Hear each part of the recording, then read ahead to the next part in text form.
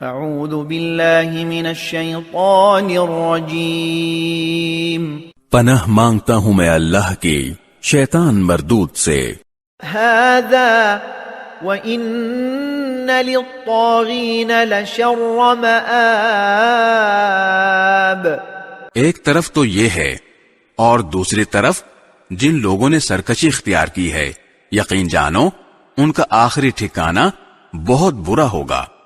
جہنم یصلونها فبئس المہاد، یعنی دوزخ جس میں وہ داخل ہوں گے پھر وہ ان کا بدترین بستر بنے گی۔ هذا فلیذوقوه حمیم وغساق، یہ ہے کھولتا ہوا پانی اور پیپ، اب وہ اس کا مزہ چکھیں۔ وآخر من شکلہ ازواج، اور ان طرح طرح کی چیزوں کا جو اسی جیسی تکلیف دہ ہوں گی۔